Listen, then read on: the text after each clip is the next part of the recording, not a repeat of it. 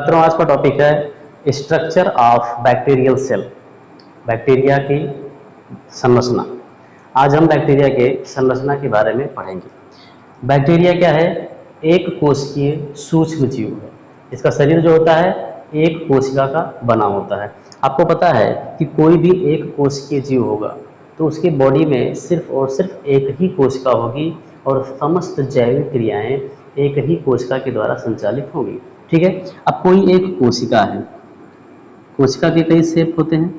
ये गोलाकार भी होती है, अंडाकार भी होती है, रॉड शेप भी हो सकते हैं, धागेनुमा भी हो सकते हैं, कोई भी आकार होता है कोशिका का। तो कोशिका की जब संरचना देखते हैं तो उसमें दो मेन पार्ट्स होते हैं। पहला, क्योंकि एक ही कोशिका है तो एक बाहर की तरफ एक बाउंड्री होगी, एक घेरा होगा और इस घेरे के अंदर एक लिक्विड मटेरियल भरा होगा। ठीक है। तो इस घेरे को क्या कहते हैं? Cell membrane. Cell membrane. और सेल मेम्ब्रेन के अंदर घिरे हुए तरल पदार्थ को क्या कहते हैं? साइटोप्लाज्म। ठीक है। तो ये एक कोशिका की संरचना है। कोई एक कोशिका होगी तो उसमें दो भाग जरूर होंगे, एक बाहर की तरफ एक बाउंड्री होगी, ये सेल मेम्ब्रेन भी हो सकती है, सेल वॉल भी हो सकती है, और इसके अंदर जो लिक्विड मटेरियल होगा उसे हम साइटोप्लाज्म कहेंगे। तो ठीक इसी प्रकार से जो बैक्टीरियल सेल होती हैं उनमें भी ये दो मेन स्ट्रक्चर होते हैं। ठीक है। तो बैक्टीरिया में क्या क्या होता है? इसकी जो सेल है इसमें दो पार्ट्स होते हैं, cell boundary and cytoplasm. Cell boundary क्या है? कोशिका को चारों तरफ से घेरने वाली दीवार, और इस दीवार के अंदर जो लिक्विड मटेरियल है यानी कि साइटोप्लाज्म। तो सेल बाउंड्री क्या है? ये ट्रिपल लेयर्ड होती है, तीन स्तर की बनी होती है। कौन कौन से लेयर होते हैं इसमें? Capsule, cell wall and plasma membrane. सबसे बाहर की तरफ कैप्सूल होती है, उसके भीतर होती है सेल वॉल और सबसे अंदर की तरफ होती है प्लाज्मा मेम्ब्रेन। ये तीनों लेयर मिल करके क्या बना लेती है? एक ट्रिपल लेयर्ड स्ट्रक्चर, और इसी ट्रिपल लेयर्ड स्ट्रक्चर को हम सेल बाउंड्री कहते हैं। ठीक है। तो इन लेयर्स के बीच में क्या होता है? एक लिक्विड मटेरियल, एक गाढ़ा तरल कणिका में पदार्थ होता है जिसके अंदर केंद्रकीय पदार्थ और ऑर्गेनिक और इनऑर्गेनिक मटेरियल्स होते हैं। ठीक है। तो इसको क्या कहते हैं? साइटोप्लाज्म। ठीक है। तो सबसे पहले हम सेल बाउंड्री की स्टडी करेंगे। इस सेल बाउंड्री में कौन से पार्ट होते हैं। ठीक है। बैक्टीरिया के जो सेल है इसकी सबसे बाहरी जो लेयर होती है वो कैप्सूल होती है। ये सभी बैक्टीरिया में नहीं होते हैं। जिन बैक्टीरिया में होते हैं उन्हें कैप्सुलेटेड बैक्टीरिया कहते हैं, और कैप्सुलेटेड बैक्टीरिया जो होते हैं वो अन्य बैक्टीरिया की अपेक्षा ज़्यादा रेजिस्टेंट होते हैं क्योंकि ये एडवर्स एनवायरनमेंट कंडीशन में सर्वाइव कर सकते हैं। ठीक। तो एक कैप्सूल क्या होता है? एक प्रोटेक्टिव लेयर बनाता है बैक्टीरिया के चारों तरफ। कैप्सूल का जो केमिकल कंपोजिशन होता है ये किसका बना होता है? ग्लाइकोप्रोटीन का। किसका बना होता है? ग्लाइकोप्रोटीन का। ग्लाइकोप्रोटीन क्या होता है? ग्लाइकोप्रोटीन एक कंपाउंड प्रोटीन है जिसमें कार्बोहाइड्रेट, ग्लाइको का मतलब क्या हुआ? कार्बोहाइड्रेट, और प्रोटीन, प्रोटीन है ये। ठीक है। यानी जब कार्बोहाइड्रेट के साथ में प्रोटीन कंबाइन होती है तो बनाती है ग्लाइकोप्रोटीन, और ये ग्लाइकोप्रोटीन जो होती है बैक्टीरिया के चारों तरफ एक बहुत ही हार्ड एंड स्ट्रांग कवरिंग बनाती है जो बैक्टीरिया की सुरक्षा करती है। इसी कवरिंग को कहते हैं कैप्सूल। ठीक। कुछ बैक्टीरिया ऐसे होते हैं जिनके सेल वॉल के चारों तरफ कैप्सूल नहीं होता है। ठीक है। एक सॉफ्ट लेयर होती है, उस सॉफ्ट लेयर को कहते हैं स्लाइम लेयर। उस सॉफ्ट लेयर का क्या नाम है? Slime layer. कौन से बैक्टीरिया में? नॉन कैप्सुलेटेड बैक्टीरिया में। ठीक है। और ये जो स्लाइम लेयर होती है ये पॉलीसेकेराइड की बनी होती है, इसमें प्रोटीन कंटेंट नहीं होता है, सिर्फ और सिर्फ क्या होता है? कार्बोहाइड्रेट। कार्बोहाइड्रेट मतलब पॉलीसेकेराइड होता है। तो जिस बैक्टीरिया में पॉलीसेकेराइड होगा सबसे बाहर की तरफ वो स्लाइम लेयर बनाएगी, एक लूज लेयर होगी, कमजोर होगी, उसको कहेंगे स्लाइम लेयर। और जिस बैक्टीरिया में पॉलीसेकेराइड के साथ साथ प्रोटीन भी होगा यानी ग्लाइकोप्रोटीन की लेयर बनी होगी वो होगी कैप्सूल। ठीक, तो कैप्सूल क्या है? बैक्टीरिया के सेल की सबसे बाहरी लेयर है। कैप्सूल के बाद में आती है सेल वॉल, यानी कैप्सूल के अंदर की लेयर है। सेल वॉल बैक्टीरिया में भी होती है, प्लांट सेल में भी होती है और फंजाई में भी होती है। ठीक है, लेकिन इनके केमिकल कंपोजिशन में डिफरेंसेस होते हैं। तो हम पढ़ रहे हैं यहाँ पे बैक्टीरिया। तो बैक्टीरिया की सेल वॉल कैसी होती है? ये काफ़ी थिक होती है, स्ट्रॉन्ग होती है। ठीक है, काफ़ी हार्ड होती है। ये बैक्टीरिया को एक शेप प्रोवाइड करती है। बैक्टीरिया डिफरेंट शेप के होते हैं, कुछ गोलाकार होते हैं, कुछ रॉड शेप के होते हैं, कुछ ऐसा स्पाइरल होते हैं। तो जो डिफरेंट टाइप के शेप्स हैं, ये शेप कौन प्रोवाइड करता है? बैक्टीरिया। ठीक है, ये सेल वॉल काफ़ी मोटी होती है। ग्राम पॉजिटिव बैक्टीरिया जो होता है इसकी सेल वॉल काफ़ी मोटी होती है, 20 से 25 नैनोमीटर मोटी होती है। लेकिन जो ग्राम नेगेटिव बैक्टीरिया होते हैं इसकी अपेक्षा इसकी सेल वॉल क्या होती है? पतली होती है, ये 10 से 15 नैनोमीटर मोटी होती है। जो बैक्टीरियल सेल वॉल है इसका केमिकल कंपोजिशन क्या है? ये किसकी बनी होती है? ये म्यूकोपेप्टाइड की बनी होती है। क्या होती है? म्यूकोपेप्टाइड। ठीक, कैप्सूल बना था किसका? ग्लाइकोप्रोटीन का। और सेल वॉल किसका बना हुआ है? म्यूकोपेप्टाइड। म्यूकोपेप्टाइड में क्या होता है? पेप्टिडोग्लाइकन। म्यूकोपेप्टाइड क्या होता है? पेप्टिडोग्लाइकन होता है। पेप्टिडोग्लाइकन्स। ठीक है, ये पेप्टिडोग्लाइकन्स क्या होते हैं? ये बैक्टीरियल सेल के चारों तरफ काफ़ी हार्ड स्ट्रक्चर बनाते हैं। पेप्टिडोग्लाइकन में एसिटिल म्यूरेमिक एसिड होता है। क्या होता है? एसिटिल म्यूरेमिक एसिड तथा और क्या होता है? Acetyl glucosamine. Acetyl muramic acid और एसिटिल ग्लूकोसामिन ये दोनों एक दूसरे से जुड़े हुए होते हैं और पेप्टिडोग्लाइकन्स बनाते हैं। ये बीटा 1,4 लिंकेज के द्वारा ये जुड़े हुए होते हैं। कौन कौन? N acetyl muramic acid and N acetyl glucosamine, और ये पेप्टिडोग्लाइकन्स बनाते हैं। तो जो बैक्टीरिया की सेल वॉल होती है वो किसकी बनी हुई होती है? पेप्टिडोग्लाइकन्स की। यही प्लांट सेल वॉल किसकी बनी होती है? सेलुलोज की। और फंगस की काइटिन की। ठीक है, इस सेल वॉल के नीचे प्लाज्मा मेम्ब्रेन होती है, यानी बाहर की तरफ कैप्सूल, उसके नीचे सेल वॉल और अब आ गया प्लाज्मा मेम्ब्रेन। प्लाज्मा मेम्ब्रेन क्या है? एक पतली सी सेमी परमेबल मेम्ब्रेन होती है। इसकी जो थिकनेस होती है ये 6 to 8 nm, 6 से 8 नैनोमीटर मोटी एक झिल्ली होती है, अर्धपारगम्य होती है और ये लाइपोप्रोटीन की बनी होती है। किसकी बनी होती है? लाइपोप्रोटीन की। प्लाज्मा झिल्ली किसकी बनी होती है? लाइपोप्रोटीन की। यानी इसमें कौन कौन सा पोर्शन होता है? लिपिड का पोर्शन होता है, लिपिड प्लस प्रोटीन। ये जो लिपिड पोर्शन होते हैं ये सेल के चारों तरफ एक कंटिन्यूअस लेयर बनाते हैं। ठीक है, जैसे कि एक ये कंटिन्यूअस लेयर बनाते हैं लिपिड के जो पार्टिकल्स होते हैं, और प्रोटीन के पार्टिकल्स इस लेयर में क्या होते हैं? ये के बीच बीच में पाए जाते हैं। कुछ जो पार्टिकल्स होते हैं इनके आर पार होते हैं, कुछ इनके बीच बीच में धंसे हुए होते हैं। ठीक है, तो जो प्रोटीन होते हैं दो प्रकार से होते हैं। इसके अंदर जो प्रोटीन होते हैं ये दो प्रकार के होते हैं। कुछ प्रोटीन जो होते हैं स्ट्रक्चरल होते हैं। कैसे प्रोटीन होते हैं?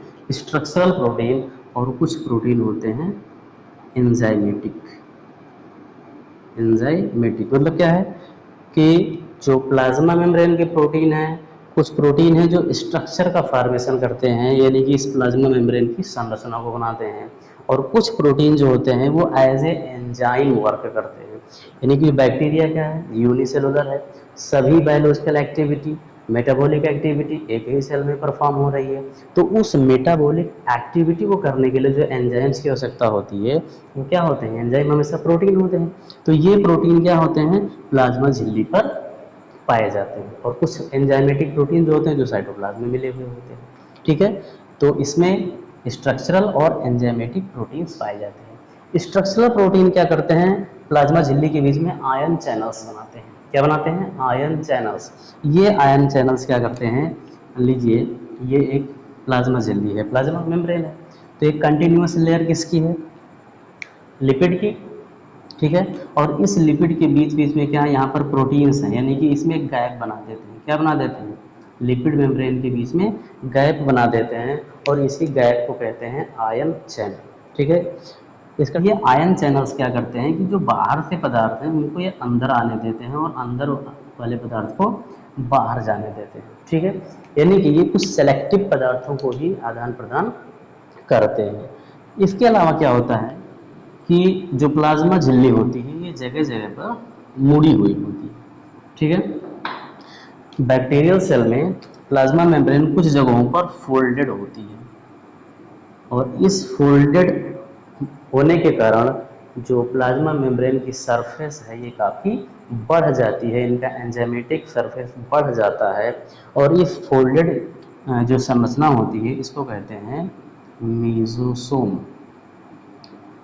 बैक्टीरियल सेल में प्लाज्मा मेम्ब्रेन फोल्डेड होती है साइटोप्लाज्म की ओर, जैसे कि ये बैक्टीरियल प्लाज्मा मेम्ब्रेन है, तो ये साइटोप्लाज्म की ओर क्या होती है, इर्रेगुलर फोल्डिंग होती है, और इसी इर्रेगुलर फोल्डिंग्स को हम क्या कहते हैं, मीजोसोम कहते हैं। क्योंकि ये प्लाज्मा मेम्ब्रेन ही है, इसमें एंजाइमेटिक प्रोटीन है, इसमें क्या होते हैं, रेस्पिरेटरी एंजाइम होते हैं, और ये बैक्टीरिया के रिस्पायरेशन में हेल्प करते हैं। इसलिए इस मीजोसोम को यूकैरियोटिक कोशिका के माइटोकॉन्ड्रिया के समान माना गया है, माइटोकॉन्ड्रिया। ठीक है, यूकैरियोटिक कोशिका में क्या होती है, माइटोकॉन्ड्रिया होती है, जहाँ पर रेस्पिरेशन होता है, एनर्जी जनरेट होती है, इसीलिए माइटोकॉन्ड्रिया को powerhouse of the cell कहा गया है। तो अगर बैक्टीरिया में पूछा जाए powerhouse of the cell तो क्या होगा, मीजोसोम होगा। इसको कॉन्ड्राइट भी कहते हैं, मीजोसोम को कॉन्ड्राइट कहते हैं। तो कॉन्ड्राइट कहाँ होता है, प्लाज्मा झिल्ली में, इसकी फोल्डिंग से बनता है। ठीक है, इसके अलावा क्या होता है कि कुछ जो बैक्टीरिया होते हैं इसमें ट्रू न्यूक्लियस तो होता नहीं है, ट्रू न्यूक्लियस नहीं होता, इसमें न्यूक्लियर मटेरियल होता है। तो ये न्यूक्लियर मटेरियल क्या होता है, प्लाज्मा झिल्ली से अटैच होता है, यानी कि जो प्लाज्मा झिल्ली है और जो न्यूक्लियर मटेरियल है वो फ्री साइटोप्लाज्म में नहीं होता, होता तो साइटोप्लाज्म में ही है, लेकिन उसका एक सिरा क्या होता है, प्लाज्मा झिल्ली से अटैच होता है, बाकी क्या होता है, साइटोप्लाज्म में होता है। ठीक है, तो प्लाज्मा झिल्ली में न्यूक्लियर मटेरियल के लिए साइट ऑफ अटैचमेंट भी होता है। ये तो हो गया आउटर बाउंड्री। ठीक है, आउटर बाउंड्री में ये तीनों संरचनाएं हो गई। अब हम बात करते हैं साइटोप्लाज्म की। साइटोप्लाज्म क्या होता है, बैक्टीरियल सेल में प्लाज्मा झिल्ली से घिरा हुआ गाढ़ा तरल कणिकामय पदार्थ होता है, उसी को कहते हैं कोशिका द्रव्य या साइटोप्लाज्म। ठीक है, साइटोप्लाज्म में क्या होता है, दो मुख्य भाग होते हैं, कौन कौन से, nucleoid and cell inclusions, nucleoid and cell inclusions. अभी न्यूक्लियाइड का होता है। ठीक है, आमतौर पे कोशिका की कोशिका द्रव्य के केंद्र में एक गोलाकार केंद्रक होता है। ठीक है, लेकिन बैक्टीरिया क्या है, प्रोकैरियोटिक है। बैक्टीरियल सेल कैसी है, प्रोकैरियोटिक। और प्रोकैरियोटिक कोशिका में केंद्रक के चारों ओर केंद्रक कला यानी न्यूक्लियर मेम्ब्रेन एब्सेंट होती है। अब मान लो ये कोई केंद्रक है और केंद्रक के अंदर होता है केंद्रीय पदार्थ, न्यूक्लियर मटेरियल, तो ये क्या कहलाएगा, true nucleus, well developed nucleus. लेकिन जो बैक्टीरियल सेल होती हैं उसमें केंद्रक के चारों ओर केंद्रक कला नहीं होती है, यानी अब क्या हुआ कि ये जो न्यूक्लियर मटेरियल है ये डायरेक्टली साइटोप्लाज्म के कांटेक्ट में है। ठीक है, अगर केंद्रक कला होती, यहाँ पर मान लो केंद्रक कला है, तो साइटोप्लाज्म से न्यूक्लियोप्लाज्म, केंद्र के अंदर जो लिक्विड है उसको क्या कहेंगे, न्यूक्लियोप्लाज्म रहेंगे। तो न्यूक्लियोप्लाज्म और साइटोप्लाज्म एक दूसरे से अलग होते हैं, लेकिन बैक्टीरियल सेल में साइटोप्लाज्म और न्यूक्लियोप्लाज्म में कोई डिफरेंस नहीं होता है, ये एक दूसरे से मिले हुए होते हैं। तो जिस जगह पर ये न्यूक्लिक एसिड पाया जा रहा है उसको कहते हैं न्यूक्लियाइड। तो मिला के कह दो कि न्यूक्लियाइड क्या है, इसकी न्यूक्लिक एसिड ही है। और ये न्यूक्लिक एसिड कैसा होता है, ये डबल स्टैंडर्ड डीएनए है और सर्कुलर है। कैसा है, सर्कुलर डीएनए है, double standard and circular DNA है। इस डीएनए के साथ हिस्टोन प्रोटीन नहीं लगी होती है। जितनी भी प्रोकैरियोटिक सेल्स होते हैं उनमें डीएनए से हिस्टोन प्रोटीन लगी हुई होती है, लेकिन बैक्टीरियल डीएनए में हिस्टोन प्रोटीन नहीं होती है। ये मेन डीएनए होता है और बैक्टीरिया की जितनी भी बायोलॉजिकल एक्टिविटी है उनको कंट्रोल करता है। ठीक है, तो बैक्टीरिया के मेन डीएनए को कहते हैं क्रोमोसोमल डीएनए। क्या बोलते हैं, क्रोमोसोमल डीएनए। और जिस रीजन में ये जहाँ पर पाया जाता है उस रीजन को कहते हैं न्यूक्लियाइड। क्लियर। अब बात करते हैं सेल इंक्लूजन्स की। इंक्लूजन्स क्या हैं कि जो साइटोप्लाज्म है, साइटोप्लाज्म क्या है, लिक्विड है, इसमें 90% क्या होता है, वाटर होता है। 90% वाटर होता है और इस वाटर में ऑर्गेनिक इनऑर्गेनिक सब्सटेंसेस मिनरल्स ये सब क्या होते हैं, घुले हुए होते हैं और इसको एक गाढ़ा बना देते हैं, गाढ़ा पदार्थ बना देते हैं। इसी को कहते हैं साइटोप्लाज्म। तो साइटोप्लाज्म में वाटर के साथ साथ और क्या होता है, प्रोटीन्स होते हैं। क्या क्या होते हैं, प्रोटीन्स हैं, फैट्स हैं, कार्बोहाइड्रेट्स हैं। ठीक है, डिफरेंट टाइप के साल्ट्स हैं, डिफरेंट टाइप के साल्ट्स हैं और रिजर्व फूड मटेरियल। ठीक है, रिजर्व फूड मटेरियल, क्योंकि बैक्टीरिया को भी क्या चाहिए, फूड चाहिए। तो उसके साइटोप्लाज्म में रिजर्व फूड मटेरियल्स भी होते हैं। किस रूप में होते हैं रिजर्व फूड मटेरियल, स्टार्च के रूप में, ग्लाइकोजन के रूप में और वोलेटिन ग्रेन्यूल्स के रूप में, वोलेटिन ग्रेन्यूल्स। और किस रूप में होते हैं, पॉली बीटा हाइड्रोक्सी ब्यूटाइरेट के रूप में। तो बैक्टीरिया का जो साइटोप्लाज्म है carbohydrate, protein, lipid, fat, minerals, इन सब के अलावा रिजर्व फूड मटेरियल जो है वो क्या है, स्टार्च है, ग्लाइकोजन है, वोलेटिन ग्रेन्यूल्स हैं and poly beta hydroxy butyrate है। वोलेटिन ग्रेन्यूल्स को मेटाक्रोमेटिन भी कहते हैं। वोलेटिन ग्रेन्यूल्स को मेटाक्रोमेटिन भी कहते हैं। इसके अलावा इसके साइटोप्लाज्म में कुछ क्रोमेटोफोर्स भी होते हैं। क्या होते हैं, क्रोमेटोफोर्स। और बैक्टीरिया में किसी भी प्रकार के सेल ऑर्गेनल्स नहीं होते हैं, जैसा कि यूकैरियोटिक सेल में होते हैं, जैसे गाल्जी काय हो गया, लाइसोसोम हो गया, सेंट्रोसोम हो गया, ये सारे माइटोकॉन्ड्रिया, एंडोप्लाज्मिक रेटिकुलम, ये सेल ऑर्गेनल्स बैक्टीरियल सेल में नहीं होते हैं। बैक्टीरियल सेल में जो सेल ऑर्गेनल्स होता है वो होता है राइबोसोम, क्योंकि बैक्टीरिया को अपनी संरचना बनाने के लिए और अपने प्रोटीन्स का, एंजाइम्स का फॉर्मेशन करने के लिए प्रोटीन की आवश्यकता होगी।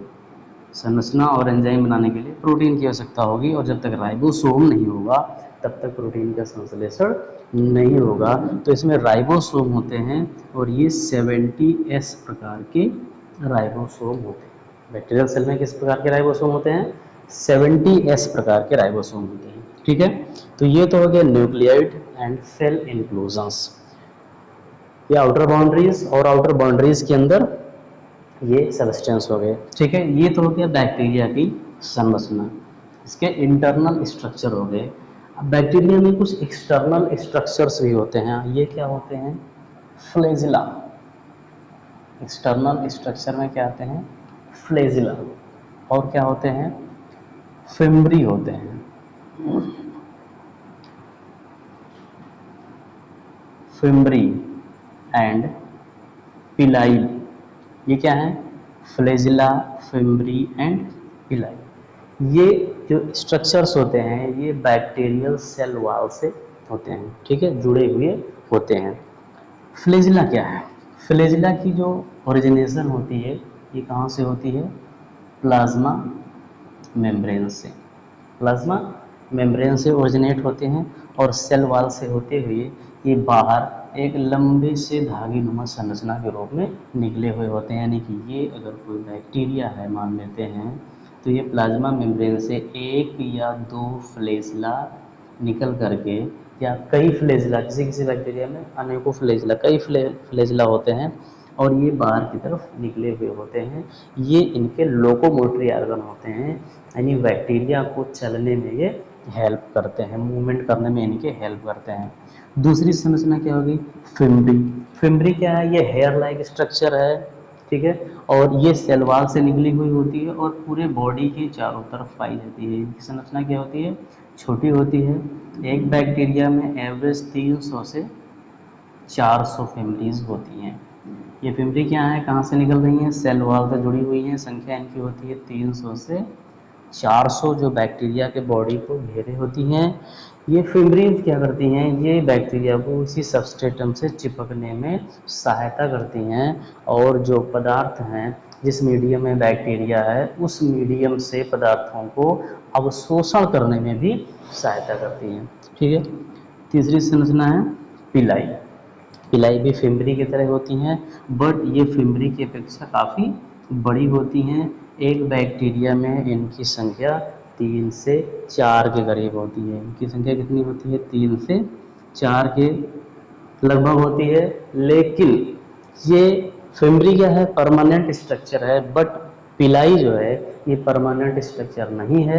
ये बैक्टीरिया में उसी समय बनता है जब बैक्टीरिया में रिप्रोडक्शन स्टार्ट होता है, क्योंकि रिप्रोडक्शन के टाइम ये बनती है, रिप्रोडक्शन समाप्त हो गया और ये भी समाप्त हो जाती हैं। ये पिलाई क्या होती हैं? ये दो बैक्टीरिया को आपस में जोड़ने का काम करती है, एक ब्रिज का काम करती हैं, जिससे दोनों बैक्टीरिया के न्यूक्लियर मटेरियल आपस में एक दूसरे से ट्रांसफॉर्म हो सकें। तो ये हो गया बैक्टीरिया की आउटर स्ट्रक्चर। अब हम एक डायग्राम के माध्यम से बैक्टीरिया की संरचना को समझेंगे। अभी तो ये है बैक्टीरिया की संरचना। एक बैक्टीरियल सेल है। अभी आपने जो फ्लो चार्ट में पढ़ा, अब आप उसको डायग्राम के माध्यम से देखेंगे, ठीक है। ये जो बाहर की तरफ छोटी सी वाल दिख रही है ये है आउटर बाउंड्री। और आउटर बाउंड्री कैसी थी? ट्रिपल लेयर्ड थी, यानी कि 3 संरचनाएं थी। बाहर की तरफ क्या थी? कैप्सूल।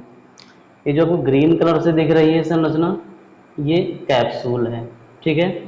कैप्सूल के नीचे क्या होती थी? सेल वॉल एक मोटी सी स्ट्रक्चर होती थी जो पॉलीपेप्टाइड पेप्टिडोग्लाइकन्स की बनी होती थी।